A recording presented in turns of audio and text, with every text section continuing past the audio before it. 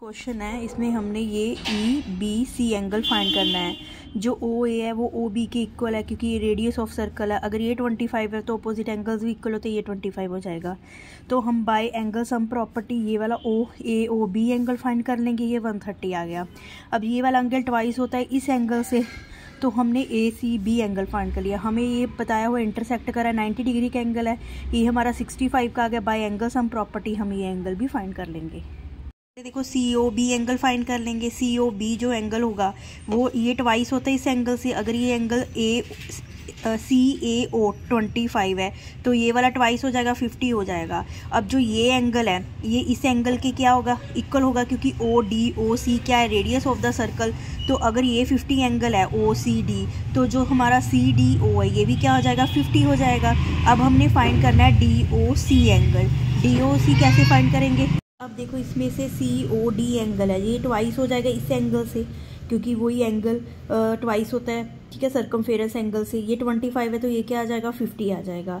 अब ये एंगल पता है हमें 50 आ गया। अब जो ओ सी डी वाला एंगल है ये सी डी ओ वाले एंगल के इक्वल होगा, ठीक है। अगर ये 50 डिग्री है, अब देखो सी ओ बी एंगल फाइंड कर लिया। सी ओ बी एंगल क्या होगा, ट्वाइस होगा इस एंगल से, ये 50 आ गया। अब जो डी सी ओ है ये वाला एंगल इस एंगल के बराबर होगा, क्योंकि ये अल्टरनेट एंगल है। डी सी है जो ए बी के पैरेलल है, ठीक है, ये 50 आ गया। अब जो ये एंगल है ये इस एंगल के इक्वल होगा, क्योंकि जो सी ओ है और ओ डी है ये क्या है, रेडियस ऑफ द सर्कल। तो अपोजिट अगर ये इसके इक्वल होगा तो ये इसके एंगल के इक्वल होगा। अब हमें ये 50 पता चल गया, ये 50 पता चल गया, ये एंगल क्या हो गया, बाय एंगल सम प्रॉपर्टी हमें पता चल जाएगा 80 डिग्री का है। अब इसमें देखो D A C angle find करना है, ठीक है। ये वाला एंगल इस वाले एंगल से क्या होगा, हाफ होगा। तो इसमें हमने सी ई डी एंगल फाइंड करना है। अब हमें पता है कि जो बी सी डी एंगल है, ठीक है, बी सी डी एंगल है, ये वाला एंगल अल्टरनेट एंगल है ए बी सी। अगर ये 25 है तो ये क्या हो जाएगा, ये भी 25 का हो जाएगा, ठीक है। अब हम क्या करेंगे, सी ओ और ओ डी को ज्वाइन कर लेंगे। हमें पता है कि जो बी ओ डी है ये क्या होगा, twice of the this angle. अगर ये 25 है तो ये क्या हो जाएगा, 50 हो जाएगा।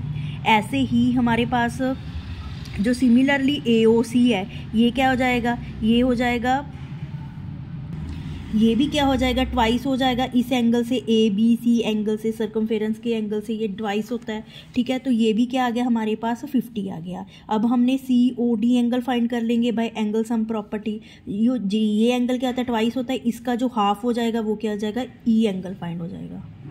इसमें दोनों एंगल सिमिलर प्रूव करनी है। अब देखो ये दोनों एंगल हैं, ठीक है। इस एंगल में जो ये ई एंगल है इस एंगल के क्या होगा, इक्वल होगा, क्योंकि ये वर्टिकल ऑपोजिट एंगल है।